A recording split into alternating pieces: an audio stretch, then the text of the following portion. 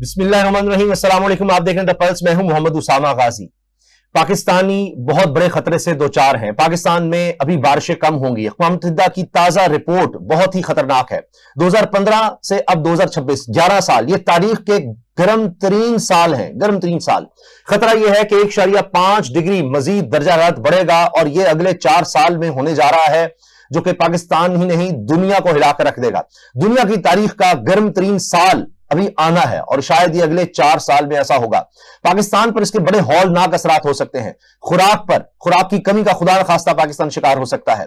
पानी की किल्लत पाकिस्तान में हो सकती है। दर्जात बढ़ेगा, बर्फ ज्यादा पिघलेगी, समंदर पर पानी की सतह ऊपर जाएगी। लेकिन बहुत से लोग ये समझते हैं, अच्छा जी बर्फ पिघलेगी तो दरियाओं में पानी ज्यादा आ जाएगा। नहीं जनाब, सैलाब आएंगे। आप किस तरह से गुजारा कर सकेंगे? बारिशों का पैटर्न बदलेगा, खुश्क साली हो सकती है। हत्ता के आने वाले सालों में खुदा न खास्ता सूरत हाल हो सकती है कि जहां पर आज जिंदगी है, ऐसे शहर, ऐसे इलाके जहां पर आज लोग रह रहे हैं, वो रहने के काबिल ही ना रहे। इतना ज्यादा इस चीज का खतरा है। दुनिया में सबसे ज्यादा जो लोग मुतासर हो रहे हैं, जो मुल्क सबसे ज्यादा मुतासर हो रहे हैं, उनमें सरफहरिस्त ममालिक में पाकिस्तान आता है। इस माहौल की तब्दीली से हम पाकिस्तानी क्या कर सकते हैं? इस पर कितना बड़ा ये खतरा है हमारे लिए? इसमें अल नीनो पैटर्न की बात की जा रही है, ये क्या है? इस सब पर हम बात करेंगे, क्योंकि ये दुनिया का ही नहीं, पाकिस्तान का सबसे बड़ा मसला, सबसे बड़ा चैलेंज है। इन 25 करोड़ लोगों की जिंदगियों का मसला है जो पाकिस्तान में रहते हैं, लेकिन इस पर हम उतनी बात ही नहीं करते। मरीम शबीर साहबा मेरे साथ है, क्लाइमेट एक्सपर्ट हैं। अंजुम नजीर साहब मारे मौलियात, जैनब नईम एनवायरमेंट एक्सपर्ट, यासिर दरिया साहब एनवायरमेंटल एक्टिविस्ट हैं। आप सबका बहुत शुक्रिया। मरीम साहबा, आपसे आगाज करेंगे। 25 करोड़ पाकिस्तानी हैं, कितना बड़ा खतरा है इस वक्त उनके लिए अक़वाम मुत्तहिदा की अगर रिपोर्ट देखें तो?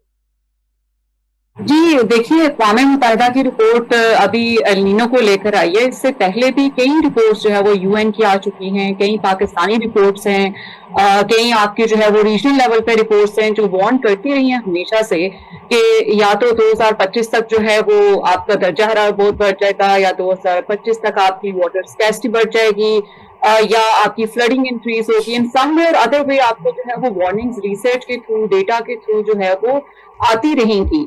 लेकिन हमने जो है वो कभी बहुत ज्यादा उसको सीरियसली नहीं लिया, और जब हमारे सर पे आफत आ जाती है तो फिर हम जागते हैं। ये तो हमारा एटीट्यूड भी है।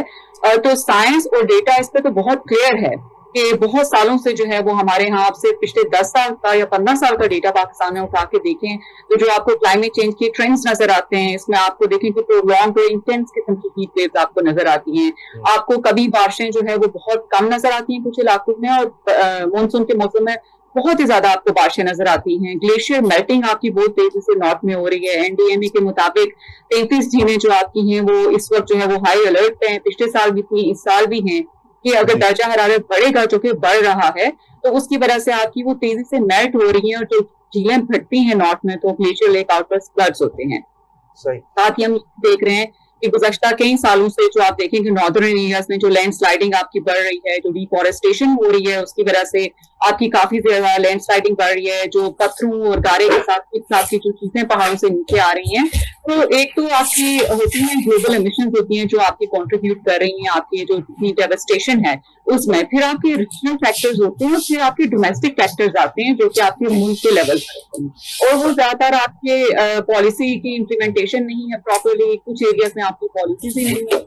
पॉलिसीज अगर है तो आपको कैप्चर नजर आता है। तो गवर्नेंस का और चीजों का बहुत ज्यादा मिक्स है जो आपको नजर आता है, जिसकी वजह से आपकी डेवस्टेशन जो है तो पाकिस्तान में काफी ज्यादा नजर आता है। अच्छा अंजुम नजीर साहब, अजीब बात यह है कि एक तरफ दर्जा हरारत बढ़ रहा है, दूसरी तरफ कहा जा रहा है पाकिस्तान में इस साल बारिशें कम होंगी। हम तो पहले ही इस वक्त एक इनसिक्योरिटी देख रहे हैं, हमारी फूड इनसिक्योरिटी है, बारिशों का मसला। अगर बारिशें कम हुई तो हमारा पानी तो पहले ही कम हो रहा है, स्टोरेज हमारे पास इतनी नहीं है। इंडिया बड़ा मसला, सिंतास का हमारे पास पहले ही खड़ा है, तो एक बड़ी खतरनाक सूरत हाल होगी हमारे लिए। जी बिल्कुल। देखिए 2015 में पाकिस्तान ने 2100 तक के क्लाइमेट सिनेरियोज डेवलप किए थे, जिसमें ये क्लियर इंडिकेशंस आ गई थी कि आफ्टर 2025 जो है वो प्रोलॉन्ग ड्राउट स्पेल्स आएंगे, जो कि एक्सपेक्टेड है कि 2040 तक जो है रहेंगे। तो ड्राउट स्पेल का डजंट मीन कि बारिश बिल्कुल नहीं होगी, बारिश हो रही है, ताहम जो उसकी इंटेंसिटी है अब कम होती जा रही है। फॉर एग्जांपल जैसे अब अल नीनो डेवलप होने जा रहा है, जो कि पैसिफिक ओशन के सी सरफेस टेम्परेचर्स हैं वो एवरेज से वार्मर होने जा रहे हैं। तो ये एक ग्लोबल क्लाइमेट इंडिकेटर है जो जिसका डिफरेंट पैटर्न्स दुनिया के मुख्तलिफ हिस्सों पर होता है। हमारे सब कॉन्टिनेंट पे इससे क्या होता है कि हमारा जो मॉनसून का जो रेनफॉल है वो सप्रेस हो जाता है। तो ये सिलसिला जब आएगा तो ऑफ कोर्स ये बात है कि हमारे यहाँ जब ड्राउट्स आएंगे तो एक फूड सिक्योरिटी हो जाएगी, बल्कि एक साइंटिस्ट की तो यहाँ तक भी कहने के उसने ये यहाँ तक भी कहा कि पाकिस्तान जो है वो वेट स्पेल्स तो सहार सकता है, बट ड्राई स्पेल इसके लिए बड़े प्रॉब्लम क्रिएट कर देंगे क्योंकि फूड सिक्योरिटी डेवलप हो जाएगी। जैसा कि आपने बताया कि हम ऑलरेडी जो है वो सिंध तास जो हमारी ट्रीटी है वो अबेंडेड हुई है, और उसके साथ साथ चनाब के ऊपर इंडिया जो है वो काफी काम कर रहा है। मजीद जो है वहां पर पानी को रोकने की कोशिशें जारी है। तो पाकिस्तान की जो लाइफ लाइन है, जैसा कि मैडम मरियम ने भी बताया कि हमारे ग्लेशियर्स का जो मेल्टिंग रेट है वो बहुत तेजी से बढ़ रहा है, और ये वेरी अलार्मिंग सिचुएशन है।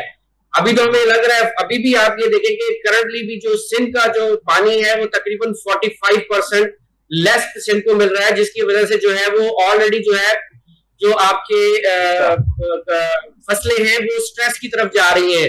अब आने वाले टाइम में जब मॉनसून आपका मजीद सप्रेस हो जाता है तो आपका इरिगेशन सिस्टम जो है वो मजीद स्ट्रेस में आ जाए। अच्छा ज़ैनब साहिबा, ये बताइएगा कि इस सब का क्या हमें पहले से पता नहीं होता, प्रेडिक्ट नहीं किया जा सकता कि एल नीनो इफेक्ट आने लगा है? क्योंकि पिछले 11 साल तो तारीख गर्म 3 साल है, तो हम उसके हवाले से कुछ नहीं कर पाते, कुछ कर ही नहीं सकते क्या कि गर्म हो रहे हैं और बस होता चला जाएगा, एल नीनो आ गया है, सारी दुनिया बेबस है, कुछ नहीं हो सकता? यूरोप भी बड़ा परेशान है कि वहां पर इतनी गर्मी हो गई। देखिए, एल नीनो तो आप ऐसे समझें कि एक नॉर्मल वेदर पैटर्न है जिसने कुछ दहाइयों बाद आना ही होता है। ये बहरुल काहिल जो है ये दुनिया के लिए, इसको हम साइंटिफिक लैंग्वेज में कहते हैं क्लाइमेट अमेलियोरेटर। आप ऐसे समझेंगे जैसे एसी इन्वर्टर का काम देता है, ये गर्म पानी डिस्ट्रीब्यूट करता है एशिया और अमेरिका की तरफ, ऑस्ट्रेलिया की तरफ। लेकिन एल नीनो का मतलब होता है कि बहरुल काहिल का टेम्परेचर 0.5 डिग्री सेल्सियस से तजावुज कर रहा है, और ये नॉर्मल प्रोसेस है। अभी ये जो वार्निंग है ये साइंटिस्ट इस साल की शुरुआत से दे रहे हैं क्योंकि समंदर एक्ट करते हैं कार्बन सिंक्स के तौर पे, तो वहां पे एल नीनो तो शुरू हो रहा है। लेकिन एक एनोमली देखी गई बहरुल काहिल में कि उसका टेम्परेचर जो है वो 0.5 डिग्री सेल्सियस नहीं बल्कि 2 से 3 डिग्री सेल्सियस तक तजावुज कर सकता है। और हिस्टोरिकल डेटा से ये साबित होता है कि 1877 में जब एक एल नीनो आया था इसी तरह का, तो उस वक्त पूरी दुनिया में 50 मिलियन लोग जो है वो मर गए थे शदीद गर्मी से, और पूरी दुनिया में ग्लोबल फैमिन या कहत साली देखी गई थी। और सबसे ज्यादा ये चाइना, साउथ एशिया का खित्ता उस वक्त तबाह हुआ था, अफेक्ट हुआ था उससे। तो अभी भी आप देखें, एक और रिपोर्ट के मुताबिक ये भी बताया गया है जो 2050 तक पाकिस्तान का जीडीपी 9% डिक्लाइन कर देगा मौसमियाती तब्दीली के इम्पैक्ट की वजह से, जिसमें सबसे ज्यादा मुतासिर 2 सेक्टर होंगे। पहला ज़राअत, जिसमें आपके जो कैश क्रॉप्स हैं यानी गंदम, चावल, ये 15 से 20% डिक्लाइन करेंगे इसकी प्रोडक्शन, और कपास, इसकी प्रोडक्शन जो है वो तकरीबन 39% डिक्लाइन कर सकती है। इसके अलावा जो फल हैं आपके, जिसमें अभी इसी साल की बात मैं बता रही हूँ, आम और केले की फसल को कीड़ा लग रहा है, और वो ज्यादा तब लगता है जब गर्मी और नमी में इजाफा होता है। तो ये सारी रिपोर्ट मौजूद है, और ये आज की नहीं है। 2022 के सैलाबों के बाद भी उस वक्त कहा गया था 8% जीडीपी कम होगा, अब कहा जा रहा है 9%, जो कि इंडिकेशन है कि पाकिस्तान ने वार्निंग्स पे कान नहीं धरे और हमारा क्लाइमेट एक्शन जो रिक्वायर्ड है। आप देखिए, मैं इसको मिसाल देती हूँ, सैलाब हम हमेशा से हमारी पॉलिसी का हिस्सा रहे हैं, क्लाइमेट पॉलिसी, सैलाबों को हमने बहुत ध्यान दिया है, लेकिन शदीद गर्मी, इंटेंस हीट हमारी उस तरह से पॉलिसी और फिस्कल प्लानिंग का हिस्सा कभी भी नहीं रहा। जैसे 2015 का एल नीनो आया था, तब कराची हीट वेव आपको याद होगा। उसके बाद 2015 से अब तक 2024 सबसे ज्यादा गर्म तरीन साल एक रिकॉर्ड हुआ था। वही वाला पैटर्न जो है हम इस दफा भी देखेंगे। तो ना हमने तब सीखा ना अब, और ये जो गर्मी आती है इसमें वेट बल्ब हम कहते हैं, वेट बल्ब टेम्परेचर क्रिएट हो जाए। उसका मतलब होता है कि इंसानी जिस्म जो है वो 37 डिग्री सेल्सियस से टेम्परेचर जब ऊपर जाता है तो उसको वो इम्पैक्ट होना शुरू हो जाता है, उसके खलिए और उसकी पूरा जिस्म उस तरह से रिस्पॉन्ड नहीं करते। तो जब गर्मी पड़ती है और नमी की वजह से टेम्परेचर अगर 40 है तो आपको 45 डिग्री महसूस होगा। उस सिचुएशन में, आउटडोर्स में, इतनी गर्मी के वक्त में जो बच्चे और बूढ़े हैं वो 30 से 40 मिनट से ज्यादा सरवाइव नहीं कर पाते अगर उनकी हाइड्रेशन लिमिटेड है। तो ये एक इमरजेंसी की सिचुएशन है, और इसमें ज़राअत और पानी की किल्लत बहुत ज्यादा हमें फेस करनी पड़ सकती है। बट अनफॉर्चुनेटली प्लानिंग और इन्फोर्समेंट इज मिसिंग। अच्छा अब ये आपने जिस तरह कहा ये इमरजेंसी की सूरत हाल है, लेकिन हम इस तरह की कोई सोच नहीं देखते यासिर साहब कि वाकई कोई इमरजेंसी वाले हालात हैं, हमें ये करना है। जिस तरह एक घर में होता है, सोच होती है कि अच्छा बिजली चली जाएगी तो हमने जनाब को यूपीएस का इंतजाम करना है, कुछ इस तरह से करना है। अब बजट का भी आ रहा है, कहीं डिस्कशन नहीं है, कहीं इस चीज की बात ही नहीं है कि माहौलियात और इससे हमें ज्यादा खतरा है। यहाँ तो खुराक का बहरान आ जाएगा, अगर पानी की कमी होती है, खुदा न खास्ता सूबे एक दूसरे के खिलाफ बात करने लगे, हुकूमतें खिलाफ बात करेंगी कि जी हमें पानी नहीं मिल रहा, जब किल्लत होगी। पहले हमारे यहाँ साफ पानी तो मिल नहीं रहा। तो क्या आप भी समझते हैं कि वाकई एक इमरजेंसी के हालात हैं और हमारा रिस्पॉन्स तो इमरजेंसी क्या है ही नहीं बिल्कुल? जी, आप सही कह रहे हैं। हीट के ऊपर, एक्सट्रीम हीट के ऊपर, हिद्दत के ऊपर गवर्नमेंट ने ज्यादा इम्पोर्टेंस नहीं दी है, जबकि सैलाब जो है उनसे हम मुतासर हो चुके हैं बहुत बड़े स्केल पे बार बार।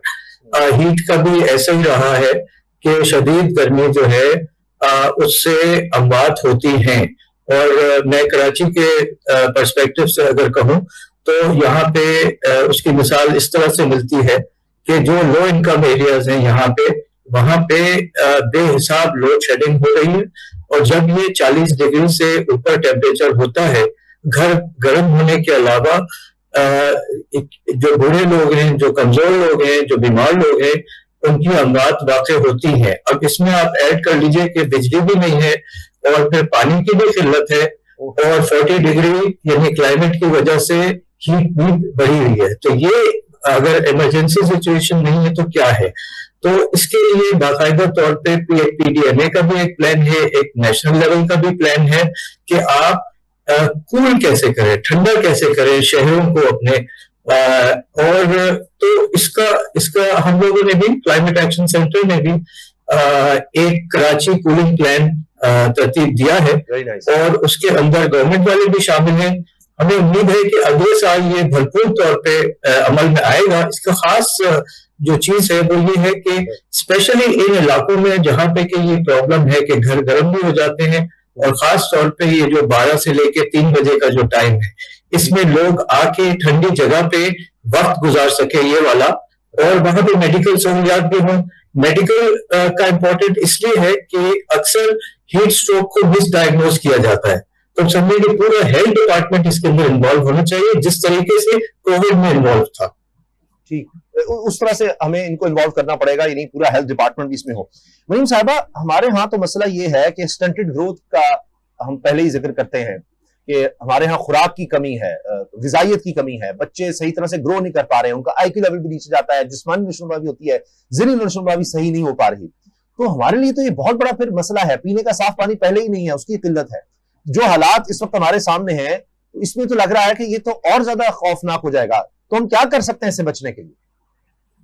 जी बिल्कुल, आप देखें कि ये जो आपके हेल्थ पे इम्पैक्ट होते हैं, जो यासिर साहब ने बताया कि हीट वेव्स से किस तरह के इम्पैक्ट आपकी हेल्थ के ऊपर होते हैं, फिर फ्लडिंग से आपके इम्पैक्ट होते हैं, शदीद गर्मी में आपकी जो है वो वाटर बोर्न रिलेटेड जो डिजीजेज हैं, यूएन ने भी वार्न करते हुए बताया कि वो आपके बढ़ने के खतरात होते हैं, मलेरिया, डेंगू, ये आपके इन्हीं वेदर पैटर्न्स के साथ एसोसिएटेड होते हैं। और साथ ही साथ आप ये देखें कि जो क्लाइमेट चेंज की वजह से साइंटिस्ट ये भी प्रेडिक्ट कर रहे हैं कि जो आपके जो बर्फ में ग्लेशियर्स में खासतौर पर जो आपके वायरसेस हैं जो दबे हुए हैं, वो अगर मेल्ट होंगे तो देयर इज अ चांस कि उससे भी आपके जो है वो कई किस्म के जो है वो बीमारियां जन्म लेंगी। और साथ ही साथ आपने जहाँ हेल्थ का जिक्र किया, पानी की कमी तो है ही है, साफ पानी नहीं है। साथ साथ आप देखेंगे जो ग्राउंड वाटर है हमारा वो बहुत ज्यादा पोल्यूटेड होता है, जो इंडस्ट्रीज आपकी उसको पोल्यूट कर रही हैं, आपकी जो स्वेज लाइन्स हैं वो आपकी मिक्स हुई होती है वाले पानी के साथ। और पानी की अवेलेबिलिटी का एक बहुत ज्यादा मसला है। और पानी की अवेलेबिलिटी का मसला सिर्फ ये नहीं है कि पाकिस्तान के पास पानी है नहीं, दो तरह के मसले आपको देखने को मिलते हैं। एक तो वाटर स्टोरेज का हमारे यहाँ रिजर्वायर्स का थोड़ा प्रॉब्लम है कि ग्राउंड वाटर किस तरह से रिचार्ज करना है, और दूसरा जो वाटर एक्सेस है उसका जरा प्रॉब्लम है। आप देखें कि कराची में खास तौर पर आप देखें कि टैंकर माफिया आपको बहुत एक्टिव नजर आता है। अब वो टैंकर माफिया भी तो कहीं से पानी लेता है, उनको कैसे अवेलेबल होता है, शहरियों को क्यों अवेलेबल नहीं है? तो ये कुछ गवर्नेंस के स्ट्रक्चर्स और कुछ माफिया भी इसके अराउंड जो काम करते हैं वो भी आपके इश्यूज करते हैं। जहां तक आपका सवाल था कि कर क्या सकते हैं, जी जी, बहुत कुछ इसमें कर सकते हैं आप। ये बहुत बड़ा सवाल है आपका, मैं I try to sum it up. अब सबसे पहले तो ये देखें कि जो हीट वेव्स के मसले हैं उसमें सबसे पहले तो आपको हीट के प्लान्स जो है वो हर सिटी के लिए बनाने पड़ेंगे, और उसमें आपके कूलिंग सेंटर्स होने चाहिए जैसा कि यासिर साहब ने कहा। साथ ही साथ जो है health access, health care access आपका होना चाहिए। आप देखेंगे बाहर के ममालिक में होता ये है, यहाँ अगर मैं यूएस की बात करूं, यहाँ पे पब्लिक लाइब्रेरीज बहुत ज्यादा हैं। तो जब हीट वेव्स बढ़ती हैं तो यहाँ पे करते क्या है कि लाइब्रेरीज को सुबह से लेकर रात तक खोल देते होते हैं सब लोगों के लिए, कि जो लोग अफोर्ड नहीं कर सकते, जो लोग होमलेस हैं, जो लोग घरों से इविक्ट हुए हैं, वो आके लाइब्रेरी में आके वो वहां पर कूलिंग होती है, वहां पे पीने का पानी होता है, बेसिक हेल्थ केयर की इलेक्ट्रोलाइट्स और इस तरह की चीजें हाइड्रेशन रिलेटेड होती हैं कि लोग वहां पे आके टाइम गुजारें। अब हमारे यहाँ की अलग डिबेट है कि हमारे यहाँ पब्लिक लाइब्रेरीज ही बहुत कम आपको देखने को मिलती है, तो वहां पे कूलिंग क्या होगी। एक तो कूलिंग सेंटर्स बढ़ाने की जरूरत है, दूसरा आपकी जो कॉन्क्रीट बहुत ज्यादा अर्बन प्लानिंग में आ गया हुआ है उसमें ग्रीन कवर ये जो जिम्मेदारी होती है आपकी एलडीए, सीडीए, केडीए, ये जितने आपके डेवलपमेंटल डिपार्टमेंट्स हैं और इन्वायरमेंट प्रोटेक्शन डिपार्टमेंट्स हैं, इन्वायरमेंटल इम्पैक्ट असेसमेंट के अंडर डिपेंडिंग ऑन कि कौन सी प्राइवेट हाउसिंग सोसाइटी है, आपकी 7 to 8% आपका जो है वो 5 to 8% आपका ग्रीन कवर की कमिटमेंट होती है। अब ये इन्वायरमेंटल प्रोटेक्शन डिपार्टमेंट्स की जिम्मेदारी है, क्लाइमेट चेंज डिपार्टमेंट्स की, कि वो देखें कि उसका इन्फोर्समेंट हो रही है या नहीं हो रही है। अब शहरी क्या कर सकते हैं कि वो शेड ढूंढें, घरों से बाहर ना निकलें अगर पॉसिबल है उनके लिए, हीट को अवॉइड करें, कूल डिहाइड्रेशन से बचें, हाइड्रेशन करें, इलेक्ट्रोलाइट्स का ज्यादा इस्तेमाल करें, और साथ ही साथ जो है वो पब्लिक ट्रांसपोर्टेशन सिस्टम जिसमें इलेक्ट्रिक बसेस हैं जिसमें कुकिंग होती है उसमें आप कम्यूट करें अगर आपके पास अपनी गाड़ी नहीं है। तो पॉलिसी लेवल पर बहुत सारी चीजें करने की जरूरत है। अंजुम साहब, ये फरमाइएगा कि 1.5 डिग्री ये जो कहा जा रहा है कि इंटरनेशनली ये एनवायरमेंट ऊपर चला जाएगा, अब इसमें तो पाकिस्तान ममालिक में है जो सबसे कम कंट्रीब्यूट कर रहे हैं अगर हम देखें पोल्यूशन के लिहाज से, या ये जो हम क्लाइमेट चेंज देख रहे हैं उसमें इफेक्ट हम सबसे ज्यादा हो रहे हैं। तो यहां भी तो डिस्कस करना चाहिए कौमी लेवल पर कि ठीक है हम अपनी सतह पर, मुल्क की सतह पर कुछ करें, लेकिन इसमें सब कुछ हमारा कसूर तो नहीं है। जो ज्यादा बड़े ममालिक हैं जहां ज्यादा इंडस्ट्री है, जहां पर फॉसिल फ्यूल्स का, गैस का, पेट्रोल का, ऑयल का ज्यादा इस्तेमाल हो रहा है, उसकी वजह से ऊपर गया है। क्या वहां आप कोई तब्दीली देख रहे हैं उनकी सोच में? ट्रंप से पहले कहते थे कि हाँ जी सोचा जा रहा है, ट्रंप ने कहा नहीं ऐसी कोई जरूरत ही नहीं है, कुछ भी नहीं है, और इलेक्ट्रिक कार्स और जो भी उनकी सहूलतें थी वो कह रहे नहीं हमें उसी तरह जिंदगी गुजारनी जिस तरह पहले थी। तो ये इंटरनेशनली भी हम देख रहे हैं कि उस तरह से काम नहीं हो रहा। जी बिल्कुल, आपकी बात बिल्कुल बचा है। 2015 के पेरिस एग्रीमेंट में ये बात डिस्कस की गई थी कॉप में कि जो क्लाइमेट चेंज से मुतासरा ममालिक हैं उनको जो है वो क्लाइमेट सब्सिडी दी जाएगी, और जो इसमें उनका रोल ज्यादा इंपॉर्टेंट था जो कि दुनिया के अंदर जो है वो CFC यानी कि ग्रीन हाउस गैसेस का इखराज ज्यादा कर रहे हैं, और उनको इस बात का पाबंद किया गया था कि आपने इसको सब्साइड करना है, और जो हमारा ग्लोब का टेम्परेचर है इसको हमने 1.5 से ऊपर नहीं जाने देना। तो यहाँ पर मैं आपको अलार्मिंग सिचुएशन ये बताता चलूं कि जो लास्ट ईयर था 2025 that was the warmest year, 11th warmest year, और इसमें जो टेम्परेचर था वो प्री इंडस्ट्रियल एज से 1.48 तक पहुंच गया था। यानी कि अब आप ये ना समझे कि हम 1.5 को हमने टच नहीं किया है, वी आर एट 1.5, और आने वाले सालों में ये सडन जंप करके 2 तक जाने के इम्कानात मौजूद हैं अगले 3 से 4 सालों में, अगर हम इस चीज को अभी नहीं रोकते। और वो जो आपने बात की कि ट्रंप आने के बाद, ट्रंप इंतजामिया के आने के बाद बहुत सारे जो क्लाइमेट फंड्स थे, एनवायरमेंटल फंड्स थे, या मौसमियात के बहुत सारे इदारों की फंडिंग जो है वो रोक दी गई है, जिसकी वजह से बहुत सारे इदारे जो हैं वो इस वक्त बहुत सारी मुश्किलात का शिकार है। इवन दो नोआ के फंडिंग जो अमेरिका की नेशनल ओशनोग्राफिक एटमॉस्फेरिक एडमिनिस्ट्रेशन है उसके फंडिंग में जो है वो सब्सिडाइज किया गया है उसको। तो ये एक अलार्मिंग सिचुएशन है कि जो लोग, जो मुल्क CFCs का इखराज कर रहे हैं उन्होंने जो पेरिस एग्रीमेंट में वादा किया था वो पूरा नहीं हो पा रहा। अब देखिए ना कि कुछ दहाइयां पहले ज़ैनब साहिबा ये होता था कि कोई सोच भी नहीं सकता था कि पाकिस्तान में पानी बिक रहा होगा। 30 साल पहले चले लगा लीजिए। आज ये सूरत हाल है कि कराची में, पाकिस्तान का सबसे बड़ा शहर, वहां हम देखते हैं जी वो वाटर टैंकर्स का काम है। खुदा न खास्ता ऐसे लगता है कि बाकी बड़े शहरों की तरफ भी आ सकता है, जहां पर कभी कोई सोचा नहीं जाता था कि 100 फुट पे आपको पानी मिल जाता था आराम से, आज कई सैकड़ों फुट आपको नीचे जाना पड़ता है। वाटर बेड भी हमारा नीचे जा रहा है। तो क्या अगर हम शहरों के इर्द गिर्द जंगलात लगा दें तो इससे मसला हल हो सकता है या कम हो सकता है? इससे कितना फर्क पड़ सकता है? आप जहां आप कह रहे हैं ग्लेशियर्स पिघल रहे हैं वहां पर जंगलात लगाएं, इससे कोई मसला हल हो सकता है? कम से कम पाकिस्तान के लेवल पर कुछ बेहतरी आ सकती है? देखिए, सबसे पहले तो इसी चीज से कनेक्टेड मैं बात करूंगी कि पाकिस्तान को अगर लगता है कि वो ये वाले रोना रोएगा कि हम बहुत वल्नरेबल हैं क्लाइमेट चेंज से और हमें फंडिंग नहीं मिल रही, ग्लोबल क्लाइमेट चेंज से हम इम्पैक्ट हो रहे हैं, तो इस वाले नैरेटिव से आपको फंडिंग जो मिलनी थी वो भी नहीं मिलेगी। तो ये वाला नैरेटिव तो हमें छोड़ना पड़ेगा। आप उसका कंपैरिजन कर लें बांग्लादेश और इंडिया के साथ, उनको अच्छी खासी फंडिंग मिलती है, आती है। क्या रीजन है कि हमें अभी तक फंडिंग क्यों नहीं मिल पा रही? तो मेरे ख्याल से हमें अपने घर को बेहतर करने की जरूरत है। Now coming towards your question, कि बिल्कुल कराची में एक प्राइवेट हाउसिंग सोसाइटी में मीठे पानी का टैंकर इस वक्त 10 से 12 हजार रुपए कॉस्ट कर रहा है। तो और ये अभी आप चेक कर सकते हैं, सारे जगह पे गवर्नमेंट के टैंकर्स तो नहीं पहुंचते ना, तो ये कितना बड़ा इशू है। जहां तक पानी का मसला है, देखिए ग्लेशियर से तकरीबन जो अपर इंडस बेसिन है वहां पे ग्लेशियर से 215 मिलियन लोग पाकिस्तान के ग्लेशियर फेड इरिगेशन पे डिपेंड कर रहे हैं।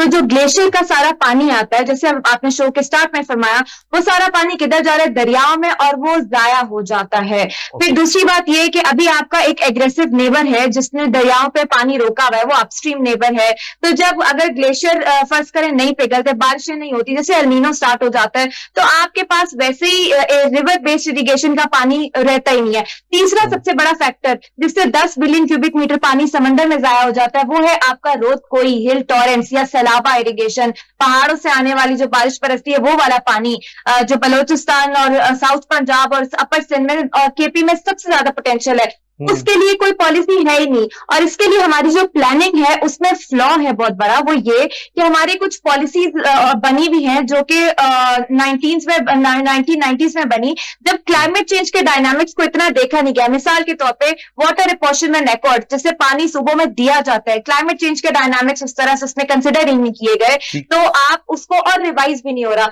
दूसरी बात ये कि हमारी वाटर पॉलिसी में भी जो है वो अपग्रेड नहीं होता। देखिए, एनवायरमेंट, वाटर, क्लाइमेट, ये डायनामिक सब्जेक्ट है, ये एक ही पॉलिसी को लेके आप नहीं चल सकते।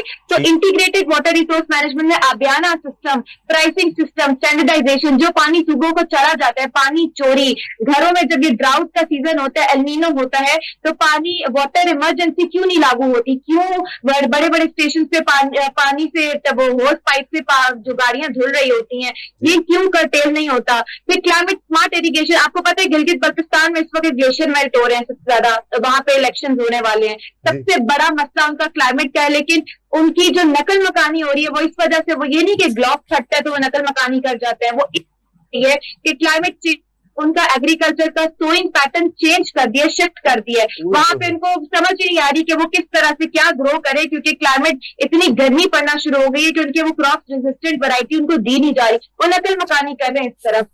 अब तक हम इस चीज को, डेवलपमेंट को, मतलब हम समझते हैं प्रोग्रेस क्या है, इंफ्रास्ट्रक्चर लगा दें और प्रोग्रेस हो गई। लेकिन डेवलपमेंट का नैरेटिव जब तक घर घर में हम ये नहीं समझेंगे कि 50 डिग्री तो हो गया, 60 डिग्री पे क्या आपकी नस्ल सर्वाइव कर सकेगी? जो घर हम शहरों में बनाते हैं हवादार नहीं होते। और देखें, लास्ट मेरा पॉइंट है कि जो स्लम एरियाज, यहाँ से दरिया का बात करे थे, जो स्लम एरियाज हैं, पेरी अर्बन एरियाज हैं, जो कच्ची आबादियां हैं, वहां पे इतनी शदीद गर्मी की वजह से जो हीट मोर्टेलिटी रेट है, यूनिवर्सिटी ऑफ शिकागो की स्टडी है, पाकिस्तान के 8 शहरों में 2050 तक शदीद गर्मी की वजह से अमवात में पूरी दुनिया में सबसे ज्यादा इजाफा हो जाएगा।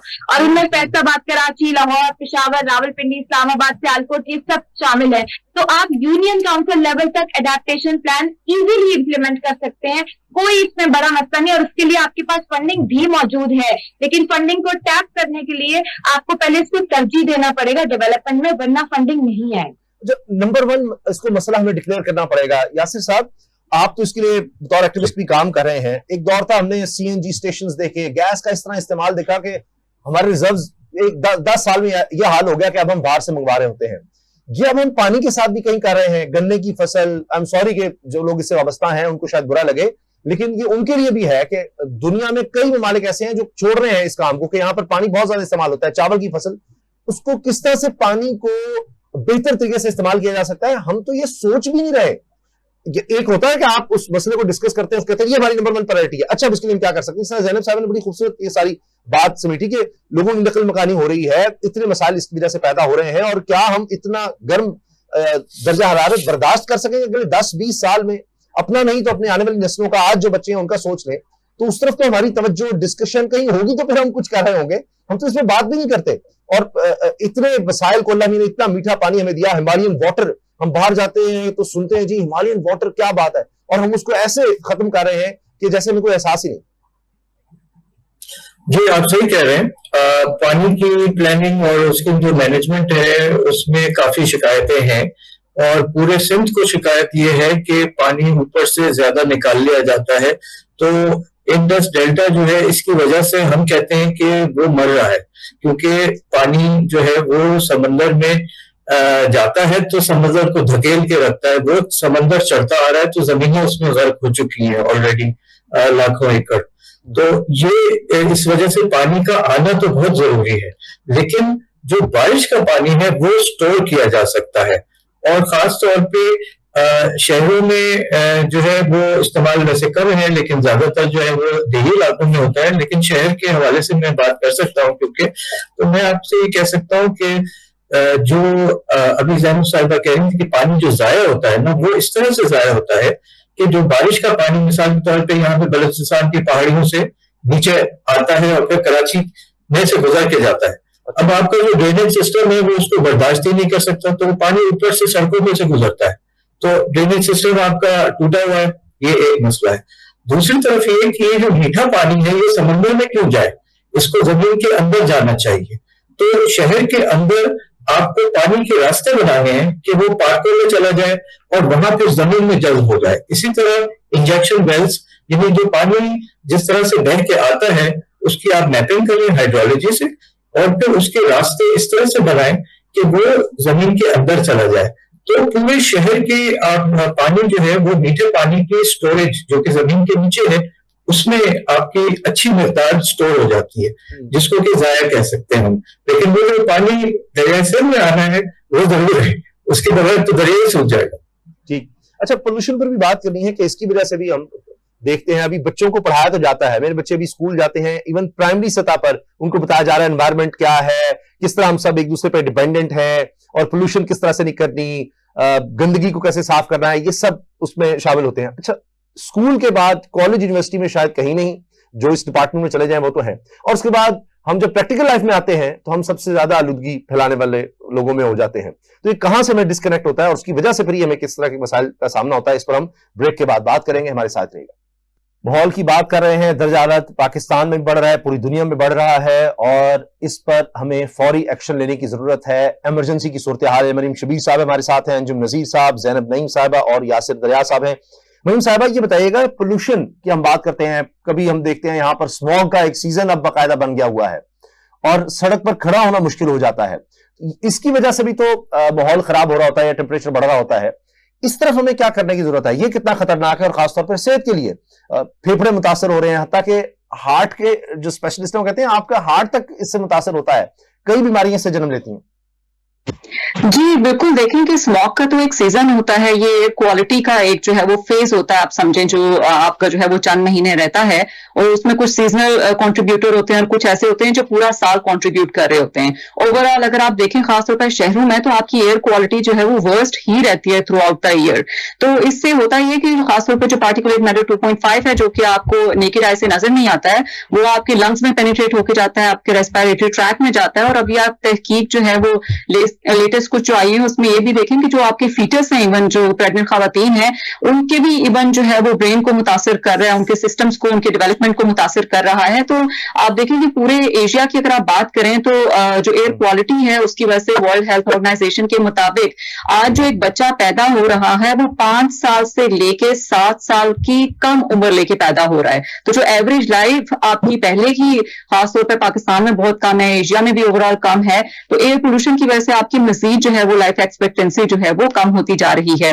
तो ना सिर्फ ये आपकी सेहत को मुतासर करता है, बल्कि आपके जो बिजनेसेस हैं उनको मुतासर करता है, आपकी इकोनॉमी को मुतासर करता है। आपके रोड एक्सीडेंट्स जो है वो स्मॉग के सीजन में काफी ज्यादा होते हैं, आपकी फ्लाइट्स बहुत ज्यादा आपकी कैंसिल होती हैं, जो आपकी इकोनॉमी में कंट्रीब्यूट कर रहा होता है। तो जो गवर्नमेंट का फोकस होता है, हम यही देखते हैं कि ज्यादातर सीजनल कंट्रीब्यूटर की तरफ होता है। जो आपके बड़े एमिटर्स हैं जैसे कि ट्रांसपोर्टेशन सेक्टर की इंडस्ट्रीज हैं, उनकी तरफ गवर्नमेंट का फोकस थोड़ा कम होता है। तो मेरा ख्याल है कि थोड़ी प्रायोरिटीज जो है वो गवर्नमेंट को जो है वो एक्चुअल जो आपके पोल्यूटर्स हैं उनकी तरफ ज्यादा देने की जरूरत है, ना कि जो सीजनल कंट्रीब्यूटर हैं उनको हर बार सॉफ्टवेयर टारगेट्स को आप जो है वो सर्कल में बैक एंड फोर्थ लाके खड़ा कर दें। ठीक। अच्छा सर, अनु साहब ये बताइएगा, हमारे पास अब हल क्या है? ये इमरजेंसी की तो सूरत हाल है, हम आज इस वक्त अब क्या कर सकते हैं कि आने वाले चंद सालों में हम माहौल में बेहतरी देखें और ये जिस चैलेंज का हमें सामना है, जिसमें पानी का, खुराक का, टेम्परेचर का ये बहरान है, सेहत का, लोगों की जिंदगियों का, इसको हम आज से क्या करना है हमें?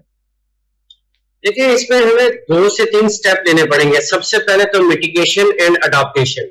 हम अडॉप्ट तो हमें करना ही करना है, इसके बगैर कोई चारा नहीं है। मिटिगेशन हम कैसे करेंगे? अगर हम एग्रीकल्चर पे आते हैं तो सबसे पहले हमें जो है मॉडर्न एग्रीकल्चर के जो क्राइटेरियाज है, मेथड्स हैं, जैसे फॉर एग्जांपल ड्रिप इरिगेशन, उसके ऊपर आना पड़ेगा ताकि हम पानी का कम से कम इस्तेमाल करके ज्यादा से ज्यादा फायदा उठाएं। सेकेंडली, सिर्फ मैं मेट्रोपॉलिटन सिटीज की बात नहीं करूंगा, मैं अपने बाकी मुल्क की भी बात करूंगा कि फॉरेस्ट्रेशन की बेइंतहा जरूरत है। हमने लास्ट ईयर देखा जो भी इवेंट्स हुए स्पेशली केपी के अंदर, तो उसमें जो भी मड आया हाई राइज माउंटेन के ऊपर से, उसके साथ दरख्तों के बड़े बड़े तने आए जो हमने खुद विटनेस किए मूवीज के अंदर, सोशल मीडिया पे या खबरों में। तो इसका मतलब ये है कि डिफॉरेस्टेशन बहुत स्पीड से हो रही है। हमें फॉरेस्ट्रेशन की बेइंतहा जरूरत है, not only in the remote areas but in the metropolitan. जैसा कि मैडम जैनब ने भी कहा, मैडम मरियम ने भी कहा कि हम जो है कंक्रीट स्ट्रक्चर खड़ा करते जा रहे हैं, और जो हमने यानी कि अकॉर्डिंग टू द लॉ किसी भी सोसाइटी के अंदर 5 to 8% हमें ओपन लैंड छोड़ना है, यहाँ वहां पर फॉरेस्ट्रेशन करनी है, दरख्त लगाने वो नहीं कर रहे। इसके साथ साथ जब हम गवर्नमेंट लेवल पर भी जब हम कोई प्रोग्रेस कर रहे हैं, कोई तरक्याती काम कर रहे हैं, तो उस पर हम कंक्रीट लगा रहे हैं, और उसके बाद जो आपको याद होगा कि फुटपाथ पे जो कच्ची जगह होती थी वो हमने बिल्कुल खत्म करके वहां भी पेवर लगा दिया है। तो दरख्त कहाँ लगाएंगे हम? बिल्कुल सही। जितने ज्यादा दरख्त लगाएंगे उतना हम ये कर सकते हैं कि अपने माहौल को ठंडा कर सकते हैं। जो एकदम अब्रप्ट चेंज ऑफ टेम्परेचर है, इसको हम कुछ हद तक जो है रोक सकते हैं। सही। लास्ट मिनट में इसलिए चाहूंगा जैनब साहिबा, फिर यासिर साहब से भी कुछ टाइम मिल जाए। ये फरमाइएगा कि अब हल क्या, आपने कहा ये हमें प्रायोरिटीज पर चेंज करनी है कि तरक्की का म्यार ये नहीं है कि कितनी हमने ये डेवलपमेंट के काम, सो कॉल्ड डेवलपमेंट के काम कर दिया, कितना कंक्रीट इस्तेमाल कर दिया, जंगलात हम उसको क्राइटेरिया रख लें कि हमने कितनी तरक्की की है? जी, सिर्फ जंगलात नहीं, उसमें आपकी ज़राअत है, पानी है, और क्लाइमेट चेंज को तरक्की की जो है वो बनाए, बुनियाद बनाए। अगर कोई भी बिल्डिंग इंफ्रास्ट्रक्चर है वो जब तक क्लाइमेट स्मार्ट नहीं है उसका कोई फायदा नहीं है। और आवाम को चाहिए कि अब आप उन्हीं लोगों को प्रायोरिटाइज करें, उसमें अपने लीडर्स के तौर पे भी, जो आपको इन चीजों से रिलीफ दे रहे हैं कि क्लाइमेट चेंज सबसे बड़ा मसला है। और इसके अलावा आप ये देखें कि सिर्फ जंगल लगा देना इनफ नहीं होता, आपको दरियाओं के ऊपर इंक्रोचमेंट भी रोकनी होती है, कूड़ा क्रिकेट वेस्ट मैनेजमेंट का सिस्टम बनाना होता है। और जो आपके पास ये जो हम फंडिंग के रोने रो रहे हैं, पाकिस्तान क्लाइमेट चेंज एक्ट 2017 के मुताबिक आपका क्लाइमेट चेंज फंड अभी तक नोटिफाई नहीं हुआ। जो climate support levy, petroleum levy, carbon levy हमने इकट्ठी किया, वो रेवेन्यू है हमारे पास, लेकिन वो रिंग फेंस ही नहीं हो सकता क्योंकि वो जनरल पूल में चला गया। क्लाइमेट पे हम क्या लगाएंगे? तो ये कुछ गवर्नेंस के मसले हमें ठीक करने की जरूरत है। अगर हो जाते हैं तो बहुत चीजें बेहतर हो सकती हैं। यासिर साहब, solution sir, last 30 second. Sir आपका म्यूट है शायद। अगर पोल्यूशन की बात की जाए तो सबसे पहले तो तमाम जो शहर है पाकिस्तान के, क्योंकि वो दरियाओं पे होते हैं, तो उनका सीवरेज जो है वो दरियाओं में जा रहा है। तो सबसे बड़ा प्रॉब्लम एक तो ये है, और वो फिर दरिया के जरिए कराची का भी समंदर में जाता है। तो आप इमेजिन कर सकते हैं उसके अंदर क्या क्या है। इसके अलावा जो एयर पोल्यूशन है वो सबसे ज्यादा गाड़ियां हैं, और ईवीज की तरफ जो हम मूव कर रहे हैं वो बहुत पॉजिटिव स्टेप। बिल्कुल सही। बहुत बहुत शुक्रिया आप सबका जी। यासिर दरिया साहब, जैनब नईम साहबा, अंजुम नजीर साहब और मरीम शबीर साहबा, आप सबका बहुत बहुत शुक्रिया। ये बहुत अहम इशू है, बहुत अहम मौजू है। कोशिश करेंगे आगे भी इस पर बात करें, क्योंकि इस पर हमें बात करते रहना है, और ये हमारा सबसे बड़ा मसला है एनवायरमेंट का, माहौलियात का। अगर जिस तरह की रिपोर्ट यूएन ने दी है, अगर हमने आज कुछ ना किया तो आने वाले सालों में, आने वाली दिहाइयों में ये मामला ऐसा हो जाएगा कि जो हमारे कंट्रोल से बाहर रहेगा। इजाजत दीजिए, अल्लाह हाफिज।